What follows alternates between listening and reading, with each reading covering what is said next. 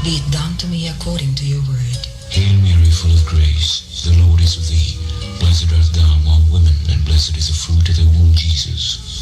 Holy Mary, Mother of God, pray for us sinners, now and at the hour of death. Amen. And the Word was made flesh, And dwelt amongst us. Hail Mary, full of grace, the Lord is with thee.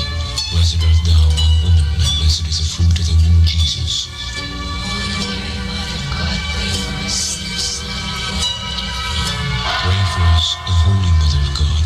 That we may be made worthy of the promises of Christ. Pour forth, we beseech you, O Lord, your grace into our hearts, that we, to whom the incarnation of Christ, your Son, was made known by the message of an angel, may by his passion and cross be brought to the glory of his resurrection, through the same Christ our Lord. Amen. Tonight on the program, while President Bongbong Marcos says the government is doing everything it can to immediately address problems with sugar supply, vendors are raising concerns about an apparent shortage of white onions. Health officials yet again detect over 1,000 new cases of the highly transmissible Omicron subvariant as the United States classifies the Philippines as high risk for COVID-19. And legalizing ukay-ukay, consumers might soon need to think twice about imported suggests imposing taxes on them. With the rising prices of goods and supposed sugar shortage, now comes another problem for consumers, an apparent shortage of white onions in public markets. In Metro Manila, Christy Di Matulak tells us what vendors say about this. For this week, vendor Susan Rosario has only been selling red onions. In markets around the metro, such as the one in Balintawak, Quezon City, hardly you'd be able to buy white onions. According to Susan, customers are feeling disappointed over this obvious shortage of white onions. Matumal ang benta pag ganun, ma'am.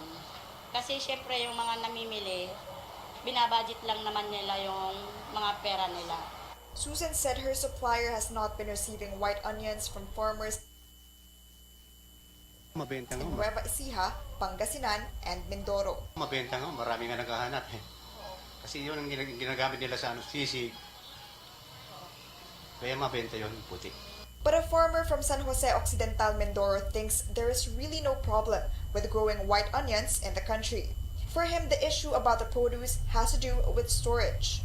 Depende rin kasi yan sa variety ng sibuyas na itatanim. Lalo na pag inisak mo sa bahay, pag naglamig, madali silang magsibol. Kung hindi magsibol, madaling magkaroon ng punjay o madaling mabulok. The Federation of Free Farmers meantime suggests that the Agriculture Department should ramp up its supply monitoring to avoid getting caught off guard, resulting to taking desperate measures to address shortage problems. The DA is always getting caught unaware of all the situation.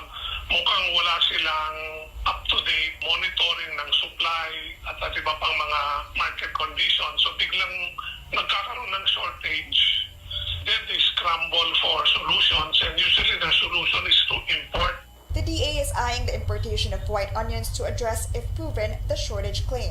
But Senator Amy Marcos, sister of President and current Agriculture Secretary Ferdinand Marcos Jr., said that such claim could possibly be a mere modus operandi by some officials in order to make way for importation and eventually earn from it.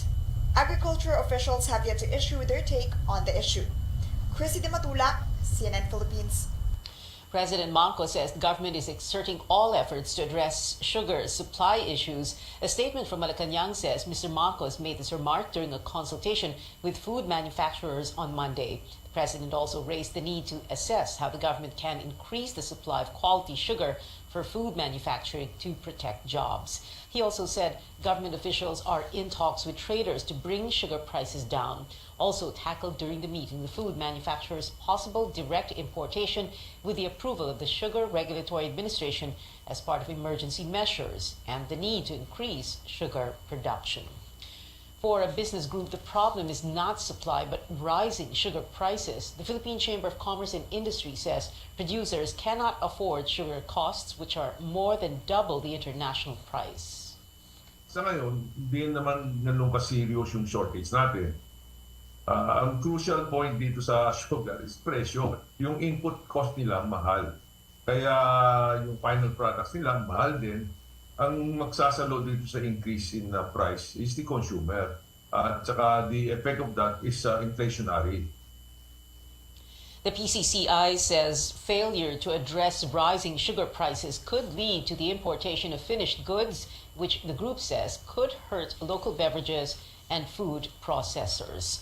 The Office of the President has accepted the resignation of the Sugar Regulatory Administration Chief, a letter from Executive Secretary Vic Rodriguez confirming the resignation of Administrator Hermenegildo Serafica effective immediately. Serafica is the third of 4 signatories of a sugar import order to step down over the past week. Malacanang says that order to import 300,000 metric tons of sugar was illegal. Serafica, in a statement, said he's leaving his post, quote, with a light heart and clear conscience, knowing, he said, that he did his job consistent with or within the bounds of the law. A separate letter also confirming the acceptance of Roland Beltran's resignation from the Sugar Regulatory Board. Senate President Mig Zubiri welcomes the resignation of the Sugar Regulatory Administration Chief and other signatories in that controversial order, but Zubiri says this doesn't clear them from possible liabilities in relation to corruption and smuggling laws. The center is seeking a Blue Ribbon Committee investigation into the matter. He questions the need to import sugar when more than 126,000 metric tons are kept in local warehouses. The Senate President also says he got information of a supposed corruption scheme in the agency that can go as high as 100 pesos per bag or 600 million pesos for 300,000 metric tons of sugar. In other stories, fond of rummaging through second-hand items or ukay-ukay, centers suggest revisiting a law banning commercial importation of used clothing. Amor Santos has more. Ukay-ukay stores have long been the go-to place of many Filipinos for bargain clothing. Medyo mura. Saka mayroon din mga original dito. This is so cute. This is so nice. But at Tuesday's Senate briefing with Customs and Finance officials, Senator Raffy Tulfo pointed out a decades-old law prohibiting the commercial importation of used garments to safeguard the health and dignity of the people. The penalty, a fine of up to 20,000 pesos and imprisonment of up to 5 years. The Customs Bureau says it has confiscated ukay-ukay shipments and filed cases against those behind them. In fact, as we heighten or intensify our efforts against smuggling, the smugglers also become more innovative, no? But Tulfo is not convinced. I don't think so. Sorry, Mr. Buko. Gumala lang po kayo dyan sa mga kanto, sa mga kalye. Dyan sa Divisoria, dyan sa Baclaran, kahit sa ang sulok ngayon, marami ng ukay-ukay. Ano ba kayo, bulag? I'm sorry for the word again. Ayan po, ukay-ukay. Ang laking sindikato po nasa likod niyan. Tulfo clarifies he's not going after the sellers. He even suggests legalizing ukay-ukay. He says taxes collected can be used for social services. Ang lugi rito, yung mga nag-aangkat, yung mga nagtitinda dyan sa mga kanto-kanto, because these people are legit.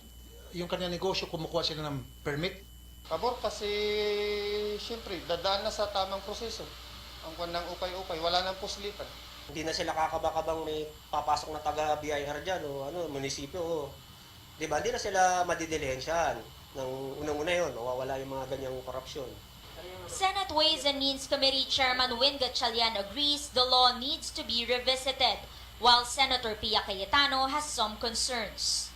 Cooperate with the local government units because like my experience, I've been a mayor for quite some time. The local governments might not be informed that this type of operations are not within the bounds of the law.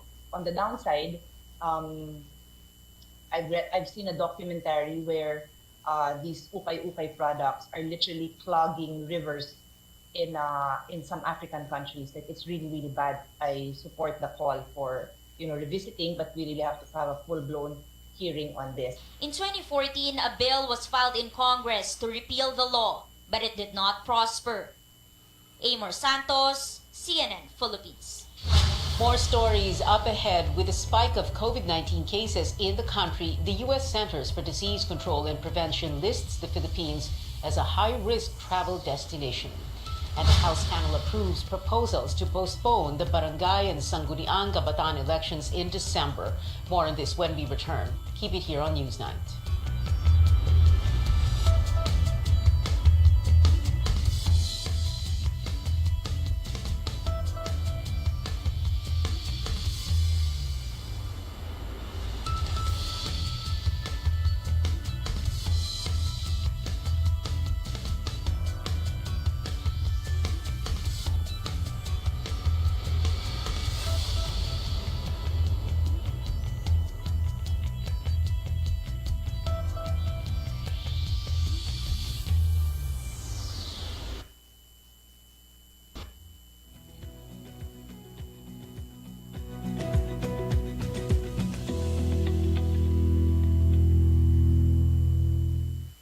My faith in God led me to all these blessings.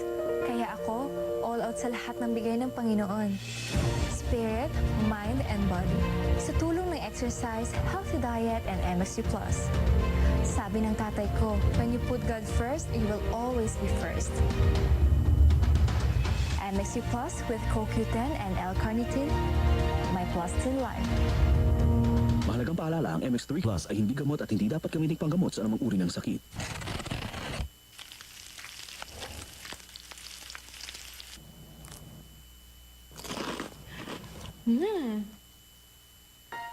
For my babies, only vet-approved Nutri-Chunks puppies. The only one with active boost and prebiotics na pampalisto. Made with real meat with essential nutrients to help them grow strong and healthy. Happiness! Listo, ganado sa Nutri-Chunks puppies.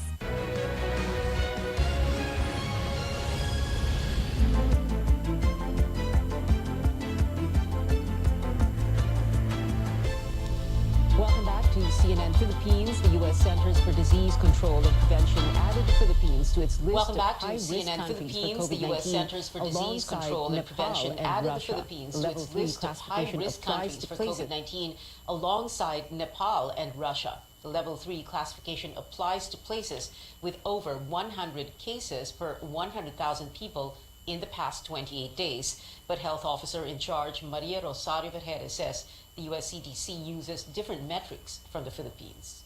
In terms of this risk classification of US CDC, it talks about the number of cases and the number of those testing positive. But we need to further go deep and analyze this. Ilan ba dyan sa sinasabi nila na naging high risk tayo ay severe at critical? Ilan ba dyan ang na-ospital? Ang atin pong severe and critical infection remains to be at that low number, less than 1,000. And ang atin pong mga na-admit, manageable at nape-preserve pa rin natin ang ating healthcare system capacity. The U.S. CDC recommends avoiding travel to Level 3 countries if one's COVID-19 vaccination is not up to date. The country records over 1,000 new cases of the more transmissible Omicron subvariants. The health department listed 1,011 new BA.5 and 19 BA.4 infections Tuesday. The DOH on Monday tallied more than 3,400 COVID-19 cases. The first batch of replacements for expired vaccines is set to arrive in the country in December. These doses from the COVAX facility will come in tranches until April next year. Health OIC Vergere notes this is to make sure the country will be able to comply with the condition that the replacement vaccines will not expire. Concrete repercussions, pero syempre yung credibility ng bansa as to absorptive capacity will be so much affected kapag tayo ay nakaka-violate ng ganitong mga kondisyon ng donor natin. So atin pong nakikipag-usap sa COVAX, that's why our negotiations with them, our recommendations, they will replace not the entire number of vaccines na sinabi natin kahapon kung ilan yung nag-expire, ngunit meron lang tayong specific amount of vaccines na hinihingi to be replaced. So that, alam natin, ito yung requirements natin for the succeeding months. We have existing supplies which are sufficient to last until the end of the year. On Monday, the DOH confirming before the Senate that nearly 20 million COVID-19 vaccine doses have expired. Monkeypox updates now all 10 close contacts of the country's first and so far only monkeypox case are on their last day of quarantine today. Vergere saying none of them showed any symptoms of the viral infection. Another school in Metro Manila is forced to close because of the COVID-19 pandemic, but as AC Nichols tells us, the Colegio de San Lorenzo only announced its closure after the enrollment period. Anxious parents and students converge at the Colegio de San Lorenzo in Quezon City. A day earlier, the school announced its permanent closure, just 1 week from the opening of classes next Monday. Nakakagalit po kasi expected po namin na magiging masaya po yung school year namin ngayon and wala po kaming school na mapapasukan.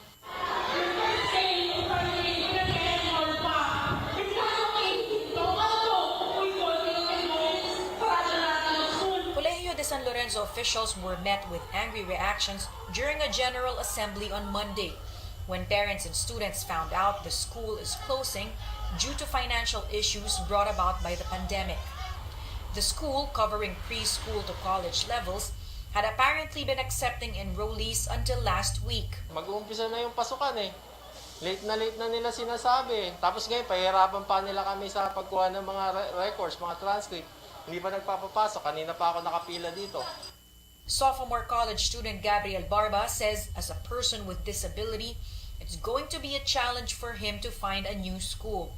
He says he's also worried about having to shift courses once he transfers to another school. Yung dean ng department namin nag-recommend na rin ng schools. But then, yung schools na na-recommend kasi is not aligned to our program.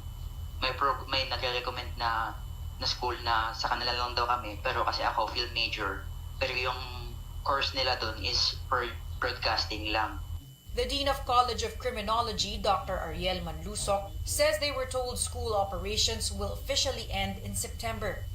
He says this means employees should receive salary until then. Manlusok adds they were also promised separation pay.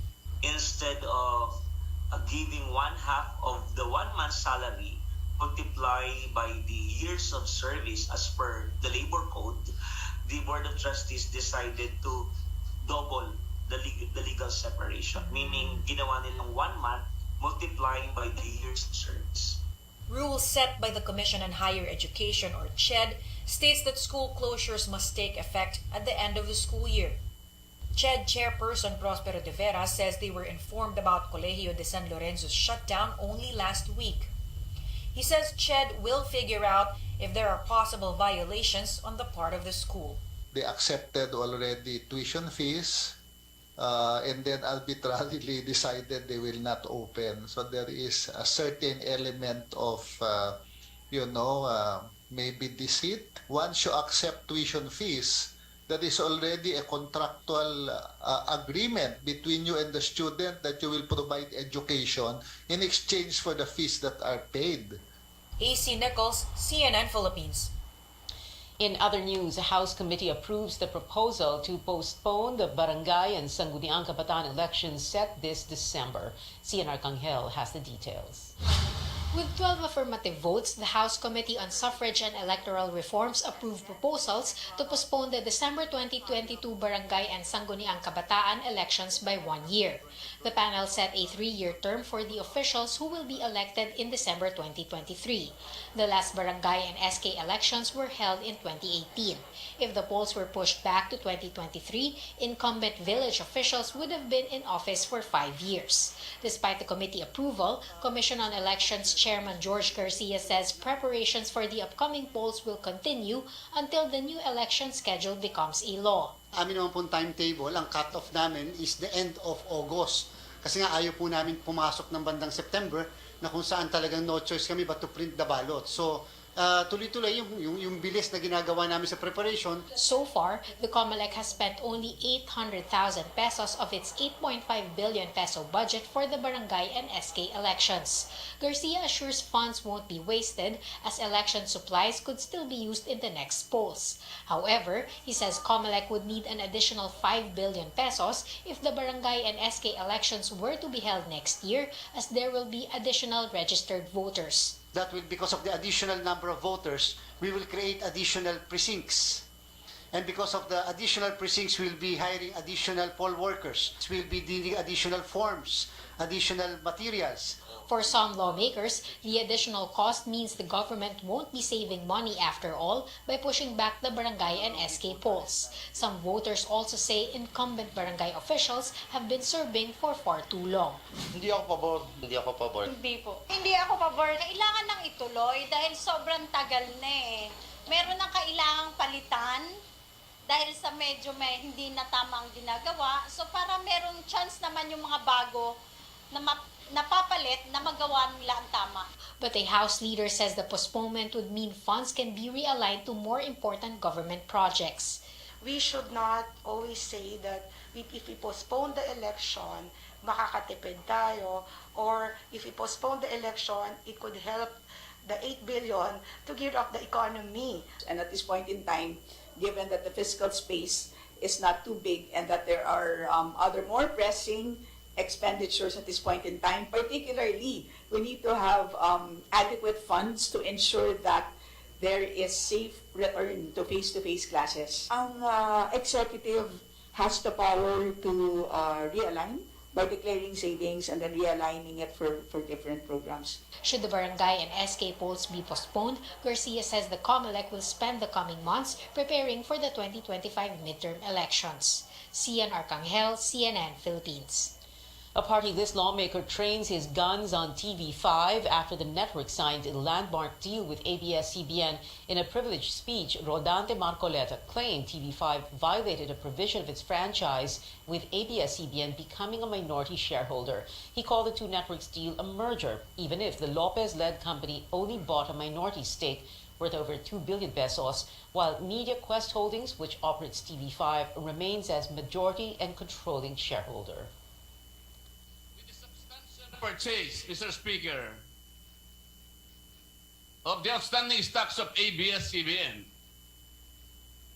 I believe Section 10 of the franchise of TV5 was violated because the rights and obligations have virtually been transferred to ABS-CBN. Kung pwede ba, Mr. Speaker, na ang isang network na hindi na natin binigyan ng lisensya because of this established violations, wala na siyang prangkisa. Pwede ba siyang sumakay ng ganun-ganun lang without settling the obligations to the country, to the government? The Bureau of Internal Revenue and Securities and Exchange Commission had already clarified ABS-CBN regularly pays its taxes. Marcoleta also claimed the PLDT Group, TV5's parent company, is a front for an Indonesian businessman. This particular deal must be looked into, Mr. Speaker. And I think because of this deal, we have yet to have let the proverbial cat out of the bag, Mr. Speaker. Why? Media Quest, the parent company of TV5, is owned by PLDT Beneficial Trust Fund. And the grapevine, Mr. Speaker, is so loud that PLDT Beneficial Trust Fund is owned by an Indonesian national.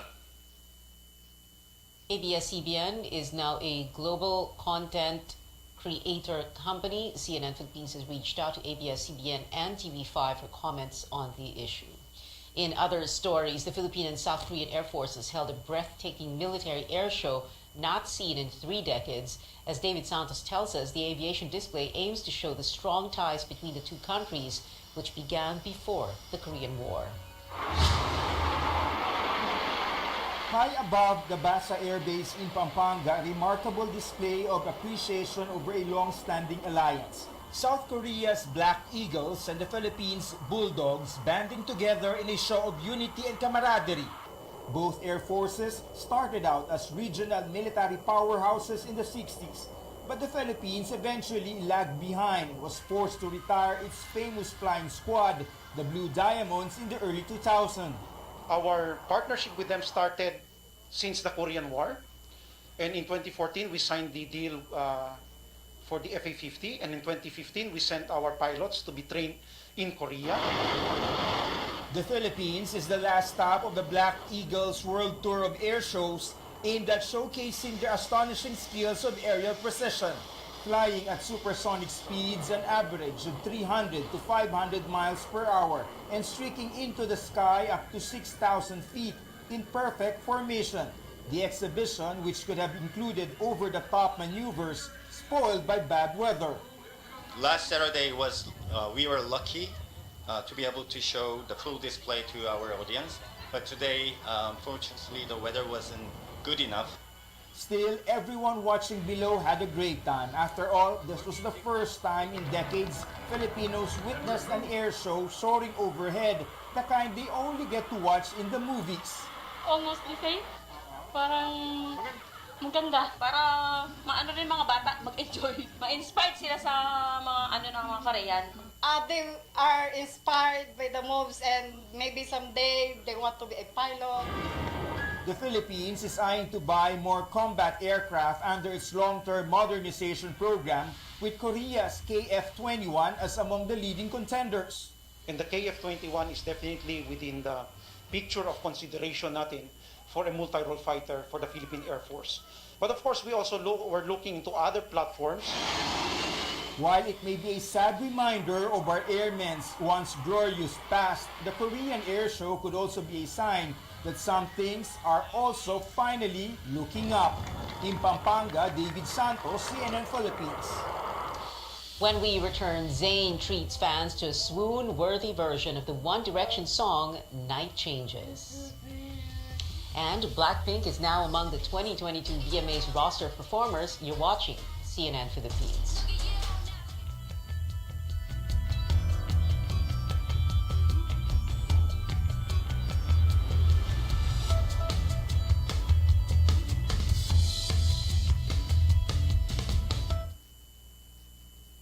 Superfruits. Para sa akin, super nutritious, super delicious. All superfruits contain more antioxidants than your average fruit. Superfruit for super you.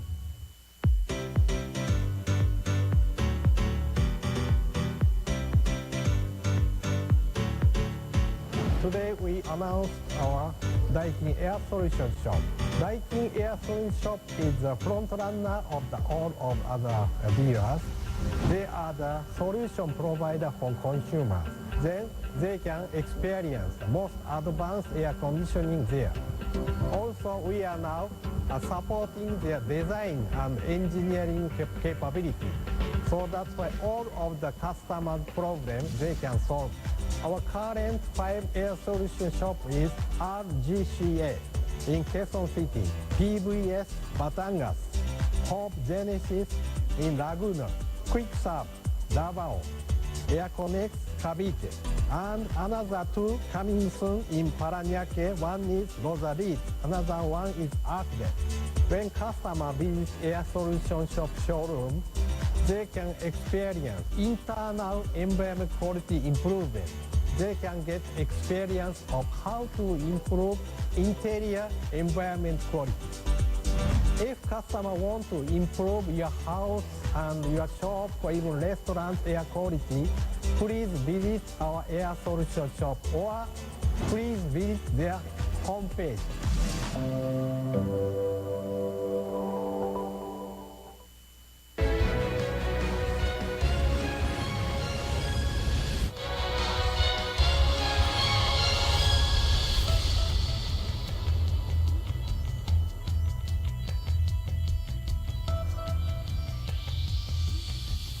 Welcome back. Jollibee's Chicken Joy was named the best chain fried chicken in America by a global food website.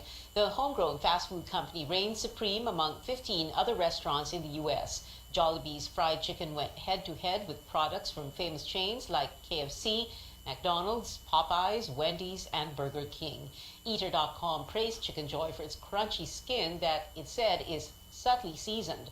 Jollibee has 83 stores across North America and 1,500 worldwide. Moving now to the hard court, Gilas Pilipinas kicking off preparations for the fourth window of the FIBA World Cup Asian qualifiers with the squad's first practice session behind closed doors. Head coach Chot Reyes led the training along with two-time PBA Grand Slam champion coach Tim Cone last night at the Meralco Gym in Pasig City. Gilas holdovers like Kiefer 30 Ravenna and PBA players such as Jaime Malonzo were present. More cagers, especially from the pros, are expected to join soon. Gilas will take place on 2022. Gilas will take on 2022 FIBA Asia Cup silver medalist Lebanon on August 25th. In entertainment, Zayn Malik shares his beautiful rendition of One Direction's hit song Night Changes. Fans took to Instagram as the former One Direction member posted his own a cappella version of the band's song. But there's nothing to be afraid of, even when the night changes, it will never change me and you. With this move, fans expressed their hopes for the band to reunite soon. Blinks, get ready for a live performance from your favorite girl group come the MTV Video Music Awards. Blackpink is set with the VMA stage, airing on August 29th, 8 a.m. Philippine time. K-pop group has yet to announce what song it'll perform, but it is dropping a new track, Pink Venom, this Friday. And that is it for tonight. Join me again on news.ph at 7 p.m. I'm Pia Ontiveros for Newsnight, where we go above and beyond the headlines.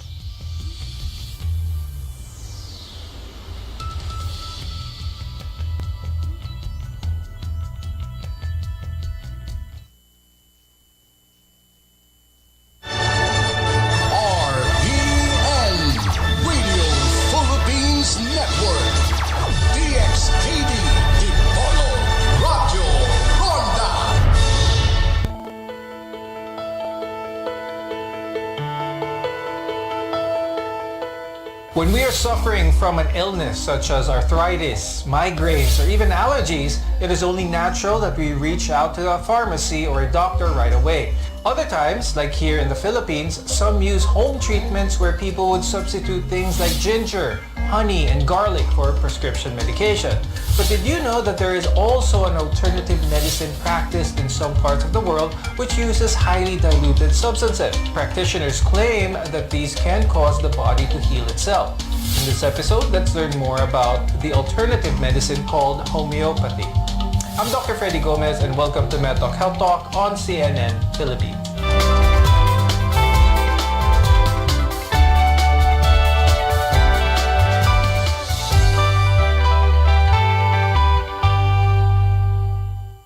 Our guests are here today to give insights on homeopathy. With us is Dr. Homer Lim. He is an integrative oncologist and president of the Philippine Society of Orthomolecular Medicine and International Anti-Aging and Integrative Medicine Society. And also with us is Ms. Denise Saldran. She's a homeopathic therapist and instructor and the head of Homeopathy Philippines. Now, thank you both for joining us on the program today. Now, Denise, as a homeopathic therapist, can you please share with us what homeopathy exactly is? Okay, so homeopathy, as you mentioned, are dilute substances. So for example, we have a tincture. Let's say I have a bottle of calendula tincture. It's calendula flowers in alcohol. What they do to make a homeopathic version out of this is they take a 10% with 99% water, and then they bang it 100 times. And then they take 10% of that, put it in another bottle, another 90% water, bang it 100 times.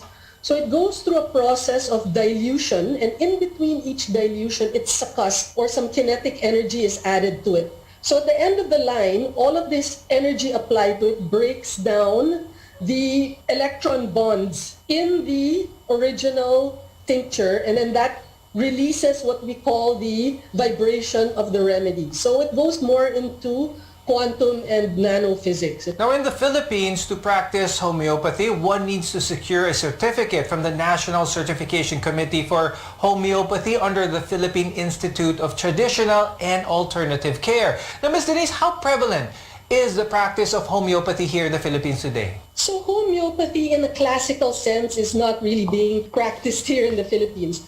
So what we call homeotoxicologists, they're not actually practicing the classical way of homeopathy. So actual classical homeopaths, I'd probably say probably none. What we do is we just teach the lay people how to practice homeopathy at home because they're very safe substances. They don't have any toxicity whatsoever.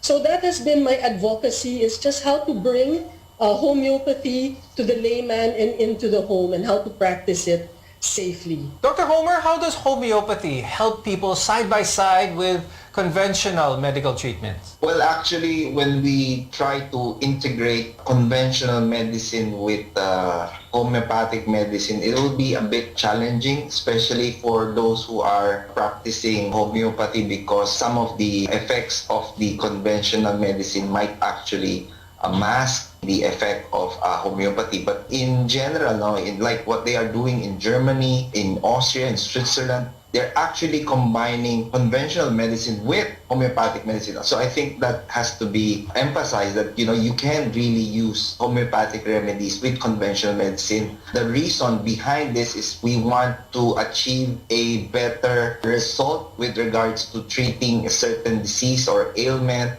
or a condition with the least amount of side effects or the least amount of drugs to be given, because at the end of the day, it's really about how to make the patients have a better quality of life, at the same time less likely to develop adverse events or side effects. Okay, so better quality of life definitely is a good target for this. Now let's discuss a little bit about the management process, the treatment process of homeopathy, to further understand how these remedies, these treatments are achieved. Now, Denise, can you walk us through how you diagnose and prepare the treatment for your patients? So what we usually do is we go through a question and answer interview as well, some medical history, and then from there we get what are the major complaints. So we don't go by the name of, let's say, eczema or bronchitis. We go by the symptoms. Just like going to a regular doctor, you give your symptoms and then you try to choose the appropriate remedy. Because I failed to mention in homeopathy, how we choose a remedy is we match the symptoms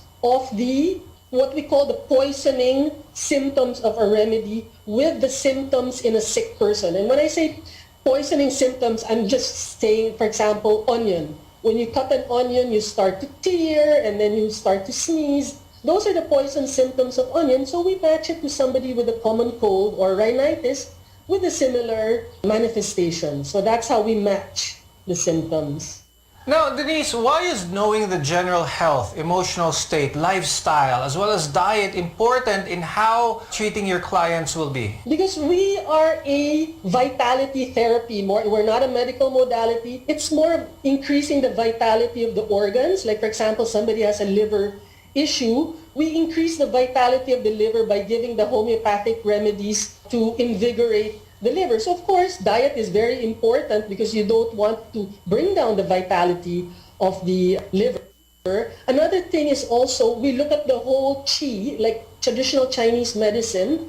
Emotions affect, trauma affects, all of these external and internal emotional actions affect the vitality of the bodies. Now, is this kind of treatment safe for infants, Dr. Homer? Oh, yes, definitely. For homeopathic medicine, I think this is one of the better alternatives. I'm sure a lot of mothers there who are very concerned with their babies and children with regards to giving drugs or antibiotics or, some of the Western medicine, they're a bit concerned. So a lot of mothers are actually now looking into homeopathic remedies because they are really safe, generally safe, and very infrequent side effects. That's a good point, Dr. Homer. You mentioned that they're generally safe. Let's talk about some of the side effects. How common are side effects here? Maybe allergic reactions when it comes to homeopathic treatments? You rarely have allergic reaction to homeopathic remedies unless they have allergic reaction to certain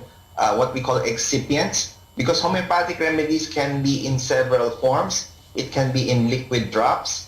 It can be in pellets. So these pellets, sometimes they're coated with certain ingredients that, might develop allergy. But homeopathic remedies, because they are diluted to an extent wherein it's very minute, that the allergic reaction is actually almost, zero. When we return, we'll go over some of the more common ailments that homeopathy can treat, as well as the risks to be aware of before beginning some of these treatments. Only here on MedTalk Health Talk.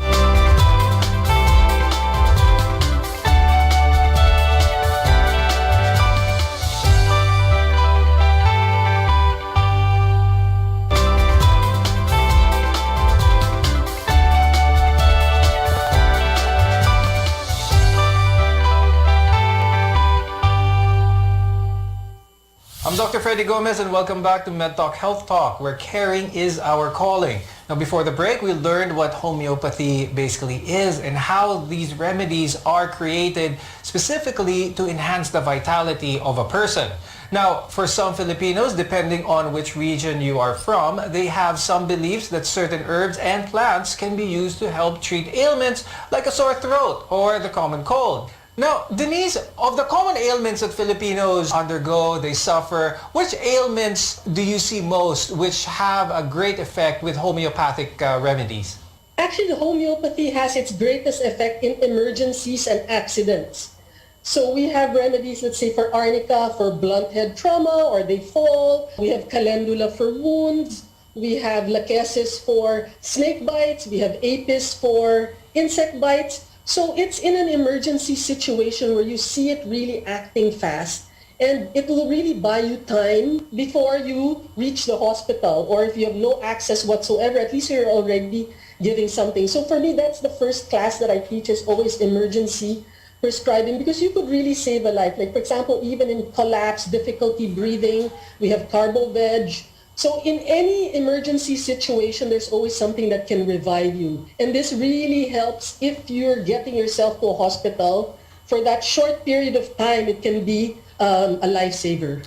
Now, which illnesses, Denise, are challenging to treat using homeopathic remedies? For me, because we consider this alternative care, I get a lot of the end game. You know, they've tried everything. They've tried steroids, they've tried antibiotics. They have Steven Johnson's, or they have eczema that already has too much steroids. So those are the most challenging, because then we have to detox all of that. We have to detox the layers of medication that have sort of cloud the picture, and maybe that can take 6 months to a year and even more. So just like in the regular medical field, it's those with very serious chronic ailments that have a lot of suppressions. Now, Dr. Homer, what factors should people consider before they think of undergoing a homeopathic treatment plan?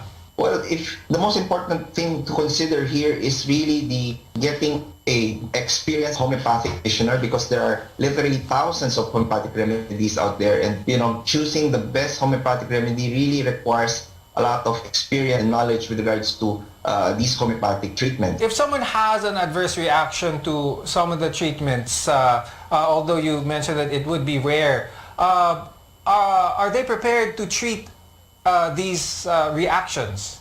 What's nice about homeopathic remedies is all you have to do is actually just stop. So immediately when you stop it, if there are any allergic reactions or adverse reactions, it usually would disappear within 3 to 4 hours, because the effect is really, for some of these remedies, are short term. So the adverse reaction or the length of adverse events or side effects is really not that significant.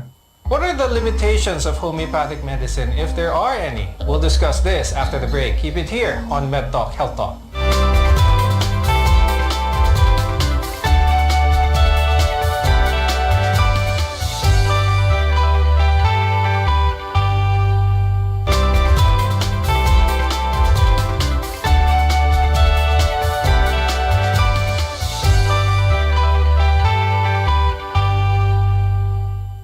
Welcome back to MedTalk Health Talk. Now that we've discussed some of the ailments that are addressed by homeopathic medicine, the risk factors that you have to consider before going down this path, let's now find out the limitations, if there are any, of practicing homeopathic medicine. Now, I'll start first with Denise. Up to how serious of an illness can homeopathic medicine be able to address? You know, in my experience, it works hand in hand with regular medicine, so it can be as serious as possible. Like, for example, my father had stage 5 kidney disease, we're able to extend his life by many years with the use of homeopathic remedies as well as his regular remedies. So because it's a vitality therapy, it increases the vitality of the body. It really doesn't have that much limitations as long as you know what remedies to use. And of course, you know how to use it hand in hand with whatever therapies you're undergoing as well. Now, Dr. Homer, what are some of the considerations, someone who's never tried homeopathic medicine, what are some of the considerations before undergoing alternative medicine choices, especially those with chronic diseases? Well, I think the most important thing to consider really is, are there any side effects or, adverse effects if you do use homeopathic remedies? So these side effects are very rare and seldom. So if you really want to try homeopathic remedies, I would suggest you seek a consult with a experienced and knowledgeable homeopathic practitioner. So I think there's really not much of a problem unless, of course, you take several homeopathic remedies altogether. So you should not try to self-medicate. Okay, that's a very good point. That's why I'd like to ask Denise, how risky it is for someone to practice homeopathic medicine on their own without consultation with someone who is very familiar with the ingredients that you may use? Actually, as a first aid and acute, it's quite safe. That's why they sell it in Whole Foods, in the grocery. Because it's a couple of sugar pills that you can take if you have a cold. The worst thing that can happen is it's not going to work. But there's not going to be any adverse effects. So if you feel like you're taking something for your cold and your cold is getting worse, then it's probably because you just chose the wrong homeopathic remedies. I would be more careful, of course, when we're going into chronic illnesses or people that are very delicate, old age, or very asthmatic young children. That's where they really have to be careful. But for run-of-the-mill emergencies and acute situations, it always helps. Denise, what would you advise someone who has never tried homeopathic medicine yet? How should they go about it? Someone who's a beginner amongst this form of treatment. Well, I would get probably a few first aid remedies such as arnica for bumps and bruises, calendula. So maybe about 8 to 12 first aid, and then to start trying it from there. And then, once you see how fast it makes your wound heal or how clear your bruise becomes after a day or so, then you'll become more inspired to try other remedies for other more involved ailments. Now, Dr. Homer, what is the homeopathic landscape currently now here in the Philippines? So actually, you might be surprised, homeopathic remedies, especially here in Manila, it's there's a following. Similarly in Visayas and Mindanao, there's a group of doctors. It's called the Philippine Society for Integrative Medicine and Homeopathy, or homotoxicology. So they use a bit of homeopathic remedies from Germany. We also have, aside from Ma'am Seldran, we have Jake Tan, Dr. Jake Tan, who's a homeopath also. He's quite famous. So it's been around for, I would say, at least 20, 30 years now. Now, Dr. Homer, that's one important thing, especially for someone na baguhan pa lang with homeopathic medicine and they want to seek the correct information with someone who is qualified. What can someone who is new to this watch out for to decrease the risk of getting wrong information? Well, we have, again, the Philippine Society for the Integrative Medicine on Homotoxicology. It is now a certified provider for training on homeopathy and homotoxicology. You just have to look for those doctors who are part of this organization who have been certified by PITA. If you have those certifications, I think you're more likely to be safe and you'll get the proper or right homeopathic remedy for your condition. Well, unfortunately, that's all the time we have. But before we go, I'd like to hear from Denise. If you have any words for our audience, any tips, any advice? Well, for my only advice is don't be afraid to try it because it can only really increase your vitality. So it's very safe not to worry about it. Then, of course, Dr. Homer, any parting advice for our audience? For everyone who's listening, if you're taking a big number of conventional drugs and you feel that it's not helping, you might want to look into homeopathic remedies because they do have a certain efficacy and safety, I think, which is very, very important, safety and efficacy. Thank you so much, Dr. Homer Lim and Ms. Denise Seldran, for being with us today, sharing some information and your insights on homeopathy. I'm Dr. Freddy Gomez, and thank you for watching Med Talk Health Talk. We'll see you again next time.